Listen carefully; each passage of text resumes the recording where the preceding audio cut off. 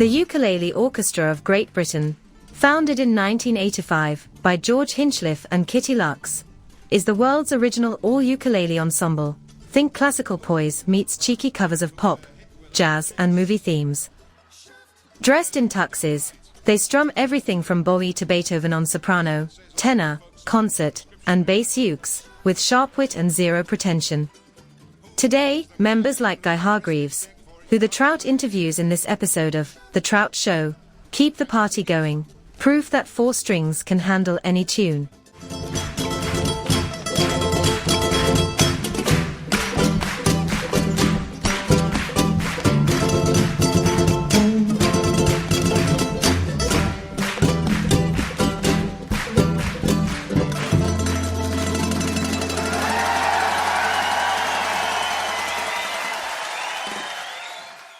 What brought you to the attention of, I think I want to play a four-string instrument? I'd always, since being maybe 15, I think at 15 my dad bought me an acoustic guitar, which I've always had in the house, played more so when the children came. It was really useful for lullabies and making up songs, and so the guitar was always around, although I never really cracked it. You know, like I enjoyed it, but I was three chords mainly. Right. And then about 10, maybe 12 years ago, I'd been earning my living as an actor, and I was doing a play up in a town in the north of England called Lancaster, and one of the cast members had a ukulele just in the dressing room. And I thought, that's fantastic. Like, wherever you go, that's never going to be a pain to tour with. Like, It's going to be, whether on a train or a bus, it's in the overhead thing, the bin or the luggage rack. And on a plane, you probably get it on as hand luggage. And so I got myself a very cheap ukulele. And yeah, very quickly, just was having a lot more fun, and I was always playing it. With the guitar, I was dipping in and out, and with the ukulele, I became a little bit hooked on it.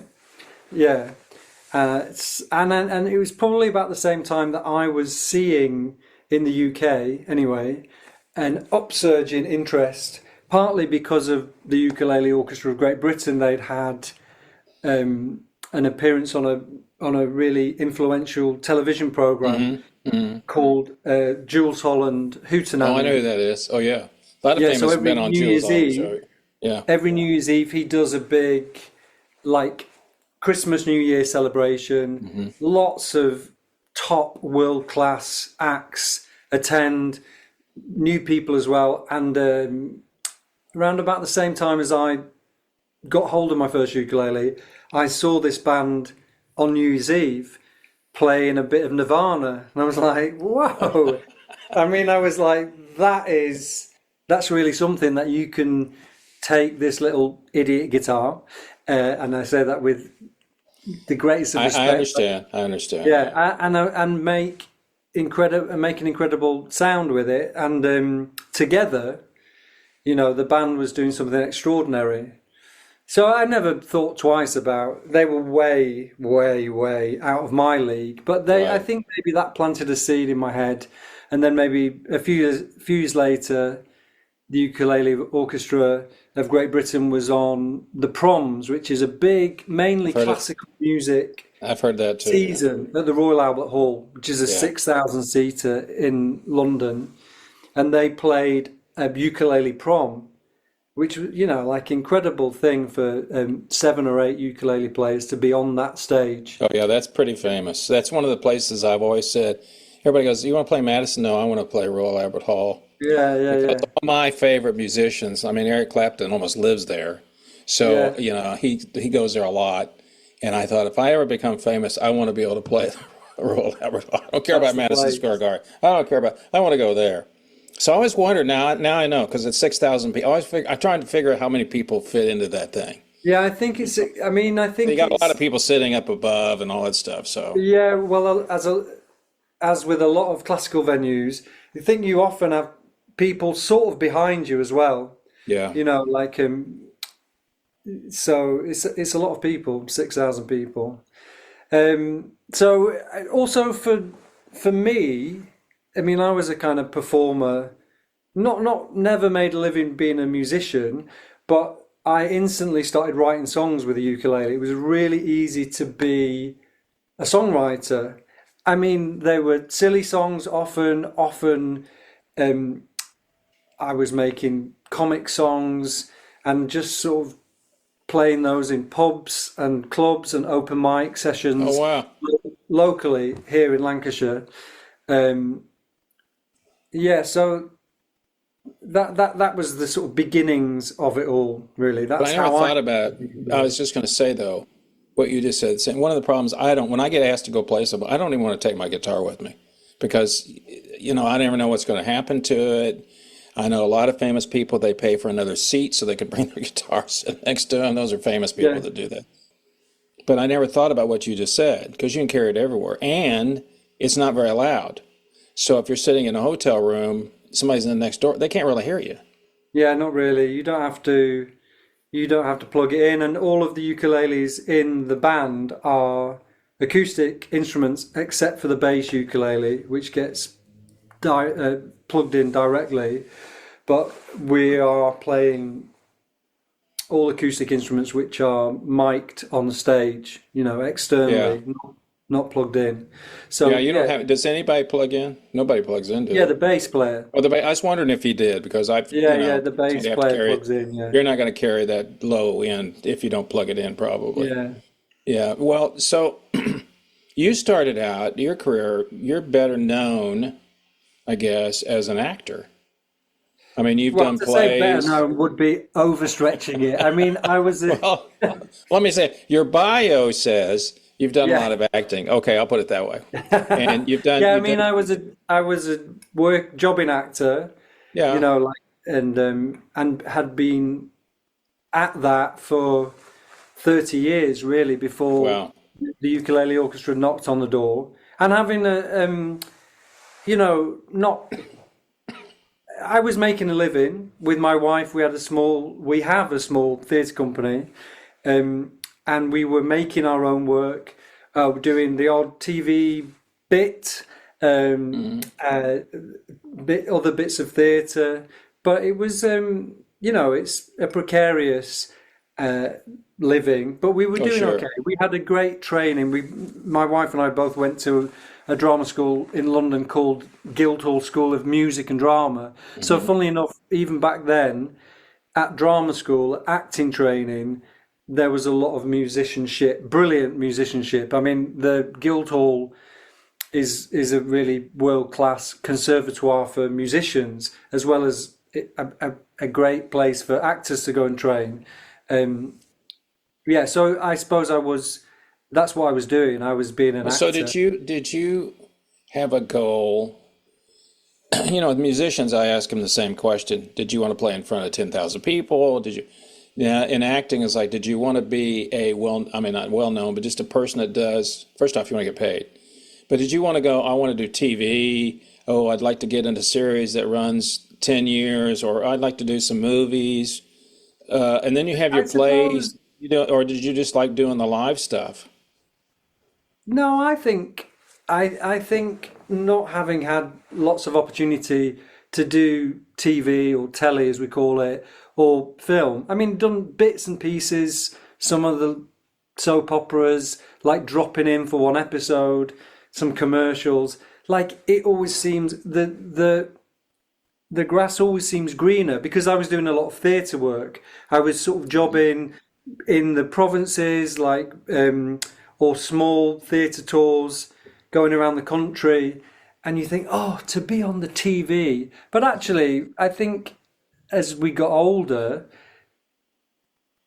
the thought of the live experience felt much more satisfying. Yeah, of course, we were all like, it'd be amazing to be in a movie, or that would be an amazing thing, because you'd have something really to get your teeth stuck into. Right, yeah. If you're doing like 4 lines on Coronation Street or one of the soaps, you're in and you're out, and it's all, it's very quick. So of course I think I would be lying if I said, yeah, I didn't want to be in a big film, but as you get older and as children and family come along, Yeah. I think your priorities change, and you're happy to be working and not taken away quite so much from little children. They're grown up now. Right. Yeah. I'm having such a lot of fun with the Ukulele Orchestra. It's just been a ball, really. How many members are there? Well, there's I mean, how many is on tour, I guess? we have 7 players Well, I thought 7. on stage. Yeah, Right. at the moment. So it used to be 8 who would always 8 chairs, and some people have been with the orchestra a very long time because it's been going over 40 years now. And that's amazing to me. Yeah, and then I'm kind of a newbie, but this American tour coming up in April, we have a newer member than me, so I'm like not the newest Newbie. member. Yeah. When you're playing as long as you have, it's like I have a friend of mine who's a comedian. She knows what jokes are going to go over. She knows which ones she's already tested. So when you play out and you're performing and doing a performance, you know what songs people are going to get excited about because you already know. You already know what it is. And then, of course, I think I didn't tell you this, but this is how I found you guys. Yeah. Because, I do rock blues musicians. I do people out of Nashville. Yeah. I try to keep my mind open for different things. I like Beethoven music, blah, blah, blah. It showed up on my YouTube one time, and they were playing Shaft, which has had millions of views. And I'm sitting there going, what? And I see the crowd. Obviously, it was a festival or something like that. And then I went to find some other ones, and I thought, well, this is very clever. I didn't know anything about it. Yeah. And it was so funny when I got the email, and I told my wife, I said, hey, we're going to go see the ukulele. She goes, what? The Ukulele Orchestra? I said, yeah. So I put out when people come to town, I get to go see them. That's part of the deal. They all come and say, yeah, you got free passes, see me in the back, whatever, Yeah. in the green room, whatever. So she goes, I don't know if I want to go see a ukulele orchestra. So I bring out the shaft. A sentence I've heard many times. So I brought out the shaft thing. She goes, oh, that's fun. Yeah. She did, I think she kind of envisioned like Hawaiian slack key or whatever. We're going to do something weird stuff like that. We are really not that. No, you're not. And I think the thing about it, the one thing I know is you can't stay together whether you change members, you have the same name for 40 years unless you do something right. I mean, you have to. And I also know you have to change with the times. So you can bring out the standards, just like a musician. Okay, you guys want to hear this song I've been doing for 40 years, but then we got to bring in something. Here's something by Taylor Swift. Not like, oh my God, it's Taylor Swift's song. You have to. Yeah. Because you have to keep it going. And I know you've had some members not with you anymore. They've departed from this planet, which is, that happens when you do something that long. So I looked at your schedule just before I came on, just to see where you're going. So when you travel, I've been to Bath. It's been a long time ago that I was there. But so do you guys get on one tour bus or two tour? How do you get? Because obviously you're going from one city to the next. In the UK, it's very different because I know everybody's kind of close. Kind of in American terms, it's kind of close. Yes. But we all live on this island, and so for the UK, we all make our way to the city wherever it is, whether London or Bath or Birmingham or Manchester. We arrive maybe in the middle of the afternoon. We've got some time to look at anything we need to look at and tweak anything. Then we have a sound check. Then we perform, and we usually stay in the city, and then maybe go on to another city the next day. Okay.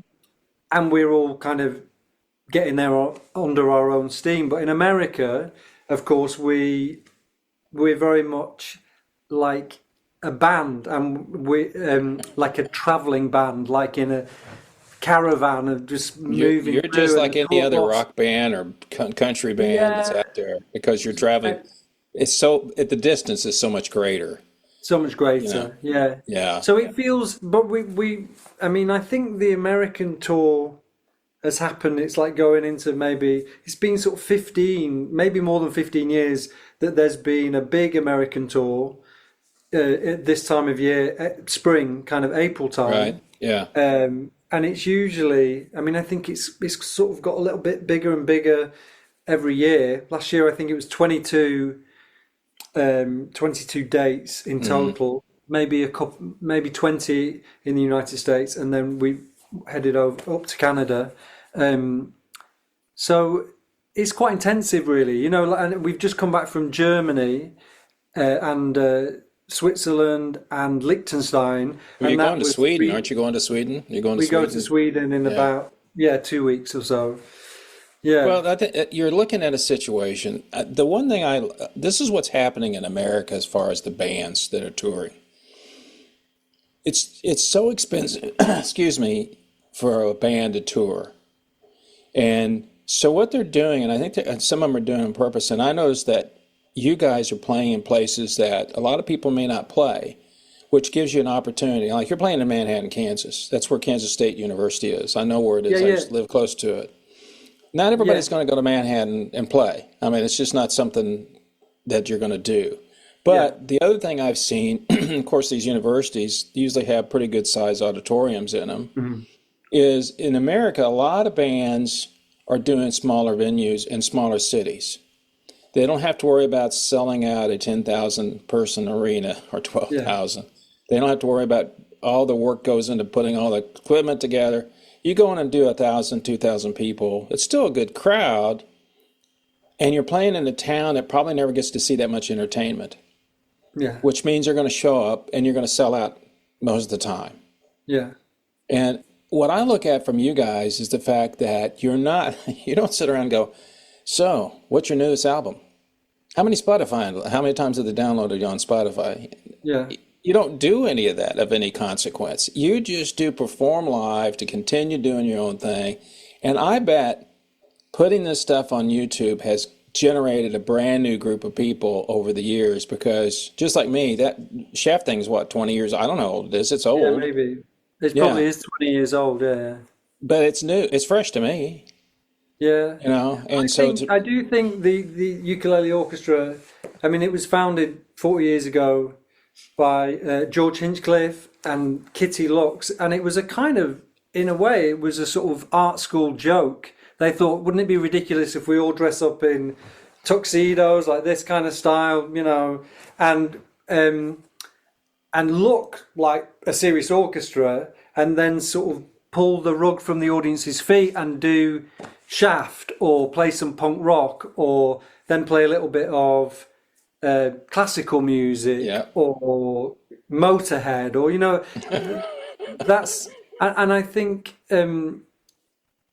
we are primarily like the live experience, and I suppose if you oversaturate with um, with screen stuff, then people think, oh, I've sort of seen it all. I Yeah, suppose. yeah, yeah. Well, I that's mean, the that's bad downside. That's the downside to it too, because but the other thing is, and it's funny about just like my podcast. I every day, not every day, every other day, I'll look to see where my podcast was listened to.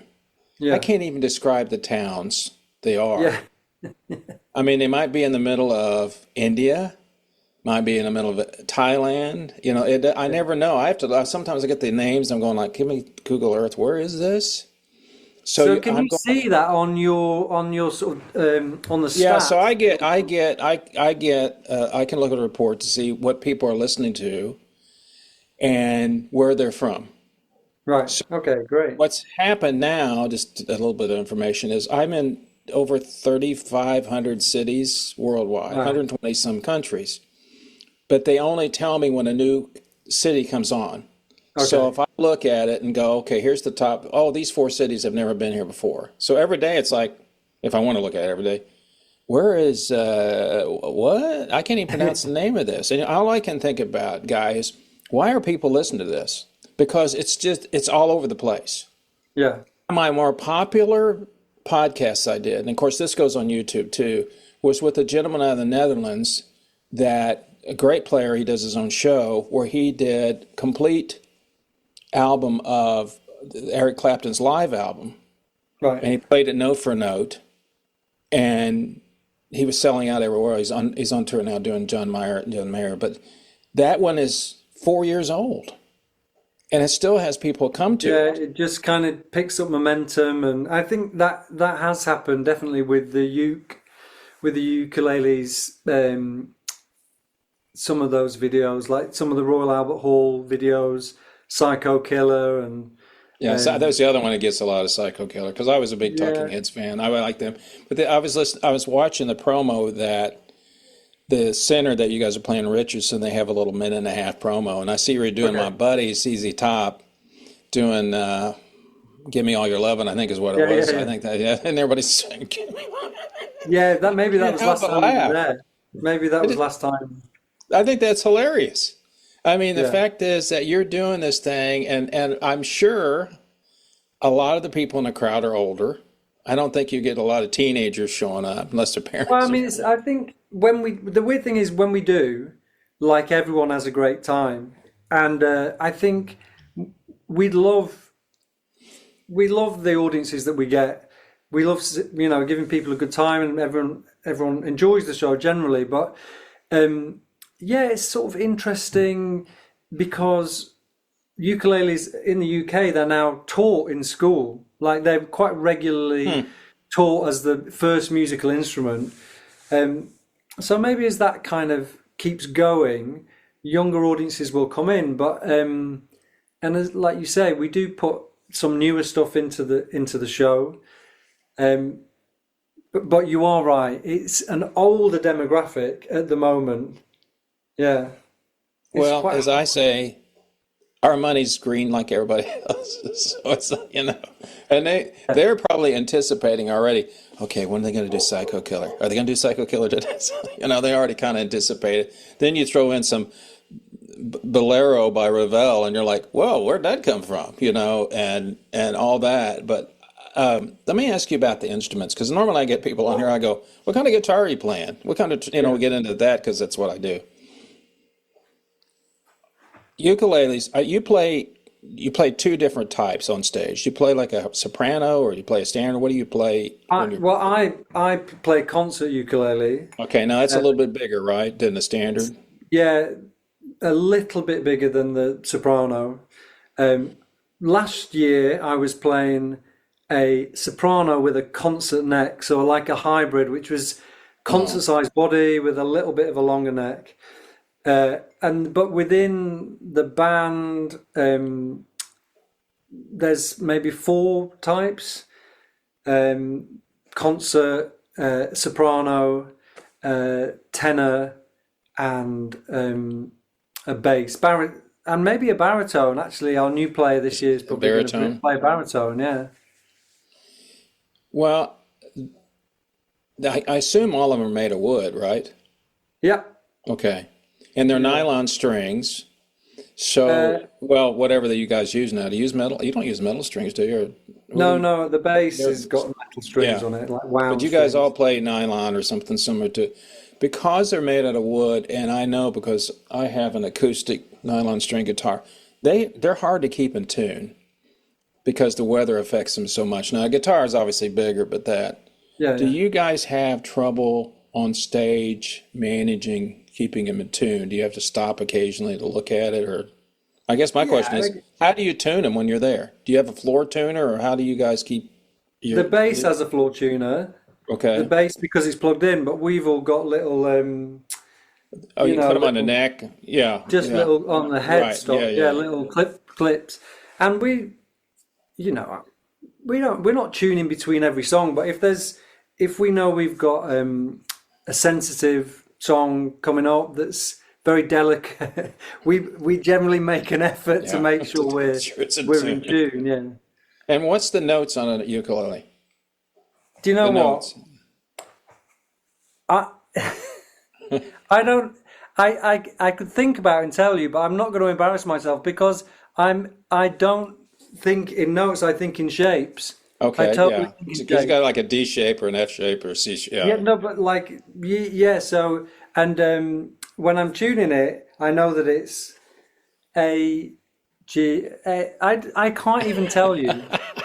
Is that's poor, isn't it? No, Like when it's I'm funny. thinking about chords, I don't necessarily. I mean, I'm looking at tablature Yeah, yeah, yeah, yeah. notes, but I'm learning. I'm physically You're learning looking at the physical shape of it. the physical shapes of it. Yeah. So you don't really care. I mean, it's not that you don't care, but I can appreciate that because once you're in tune, you look at your tune or you go A, C, G, whatever it is, Yeah, yeah, and then you're in tune, and I can understand it because when I watch somebody on TV or movies playing guitar, I can tell immediately whether it's fake or not because I'm yeah, a guitarist. I go, yeah, yeah, yeah. they're just making stuff up, and I watch the shapes that you guys play because I recognize some of them.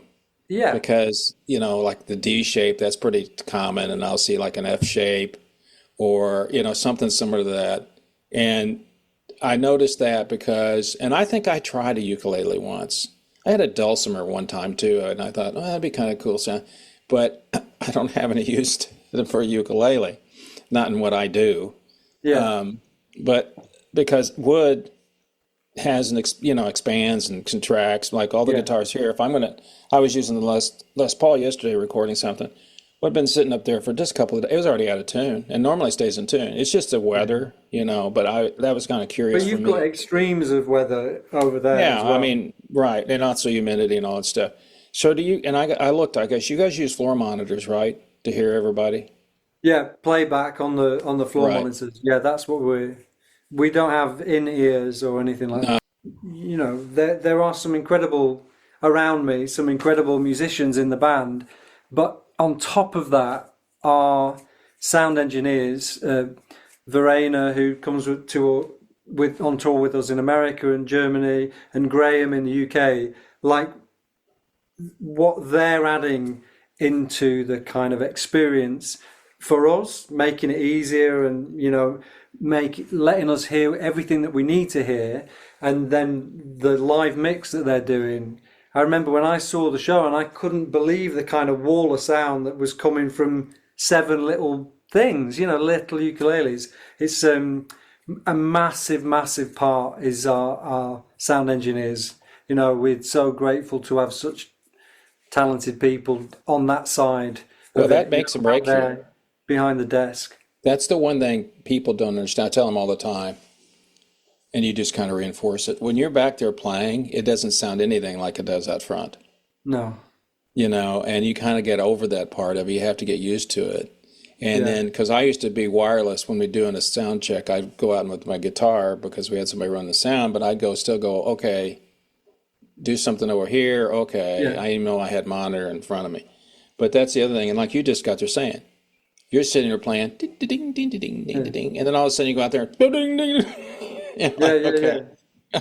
It's kind of like Completely when you go to the different. studio the first time and you're singing, they put you in front of a $10,000 Neumann mic, and you're like, you hear yourself singing, you're like, oh, I got to get good real fast. You have the same thing, although you've already been doing it. Which I was going to ask you this. So when you set out, I didn't look all the time. How many dates do you do in a year? No matter what it is, where you go.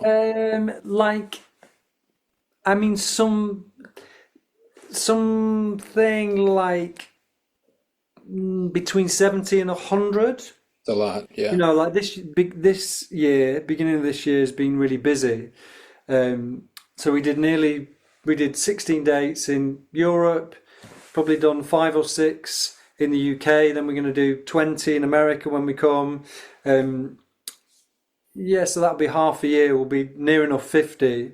So between 70 and 100.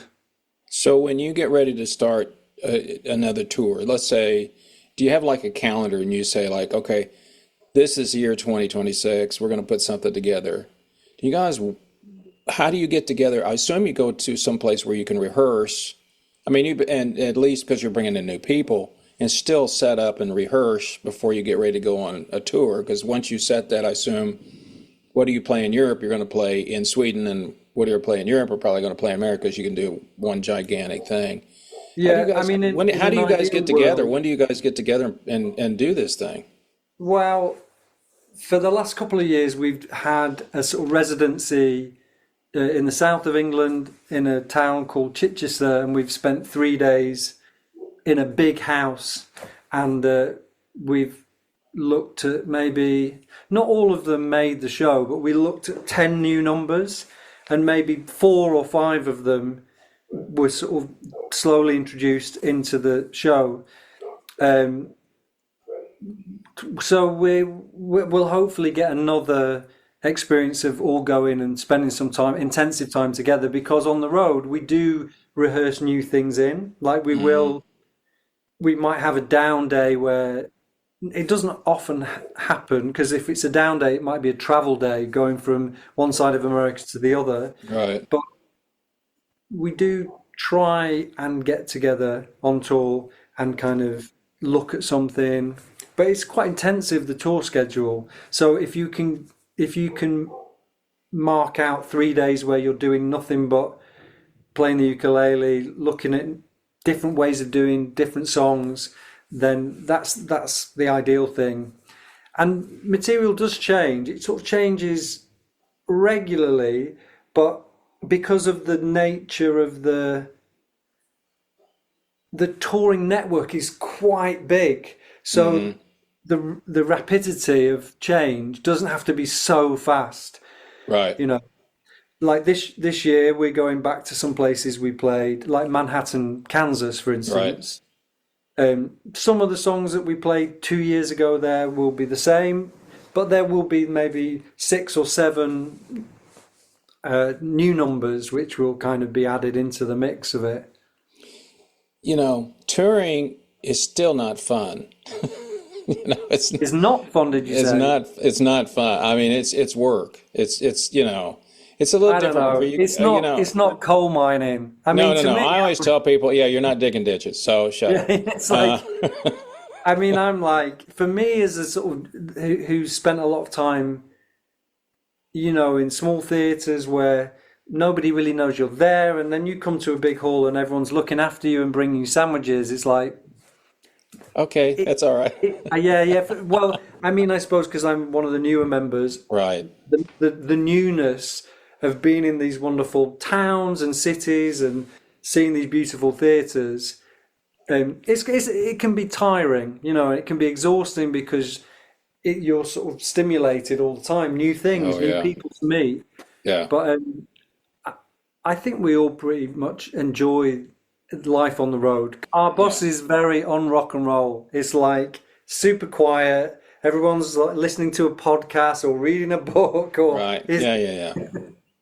Yeah, it's different but the same. I mean, touring is touring, and of course the way the music industry is now, if you don't tour, you're not going to make any money, so they got touring and merch.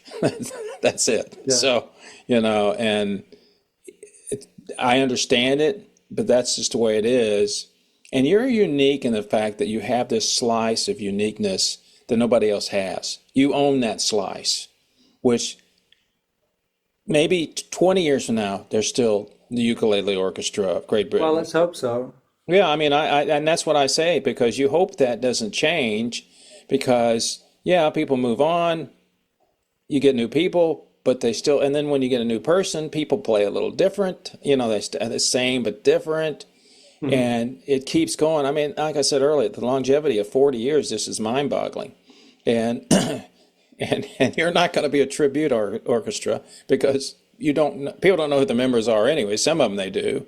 It's like when you go see a famous band, you know who the members are because you've been watching them for 40 years, and then all of a sudden none of them quit. Yeah. And I with mean, you, I it's not think like that. by design or by happy accident, when George and Kitty named the band the Ukulele Orchestra, that was quite fortuitous, really, because it has allowed, like an orchestra, a band is a band and it's got the members of the band, and that's who everybody's expecting to see because it's a band. But when you call something an orchestra, within that there's a bit of flow. There has to be, Yeah, doesn't there? yeah. Orchestras go on for years and years and years and That's years. right. I mean, you go to Philharmonic, you don't know who played first violin 20 years ago.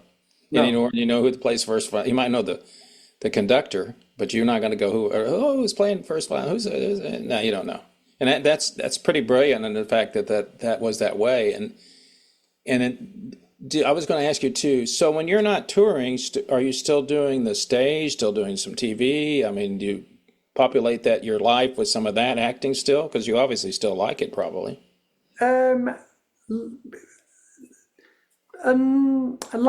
We try and keep our theatre company going, Beggars Believe Collective, and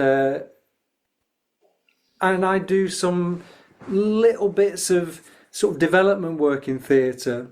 You know, so like I might go and do some play reading or some research and development, but the schedule has been pretty full on for the Ukulele Orchestra, so I've not had lots of opportunity. Yeah, 100 dates is a lot of dates. Yeah, it's a lot of dates. Yeah. I remember when we went to San Francisco 2 years ago, and we're going back at the end of the tour. I was like, I'm in San Francisco. I've got to go and see the bridge. The Golden Gate. I had to see it. Sure. But we were leaving San Francisco at 11 o'clock in the morning. So I got up at sort of 5:30, got in a taxi, was there as the sun came up, and everyone said it'll be smog, there'll be fog, you'll never see it. It was a beautiful day, and the sun came up, and I walked across the bridge, and I came back. So you did? You walked across? Yeah, oh wow! It's not amazing. short. It's long. It's a pretty long walk. Yeah, it was good. I look forward to seeing you. I think it's going to be a fun night, and a pleasure her giving me kind enough to give me. No, you're very welcome. Yeah, and it'd be nice to see you on the day.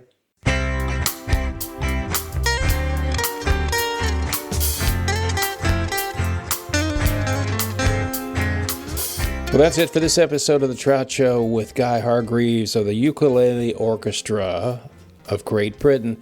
Hope you enjoyed it. I enjoyed talking to him. I love this group of people. If you get a chance to go see him, I'd suggest you do. It sounds a little strange that you're going to go see somebody that 7 people on stage are playing ukuleles, but they're very, very entertaining. They couldn't have been a band or an orchestra, I don't call them a band, an orchestra 40 years now going on and keep going if they weren't performing well. Remember, they don't ever bring out any music. They're not popular on Spotify. They're just great on the stage, and I suggest you go out and listen to them. Pick up some tickets and go see them.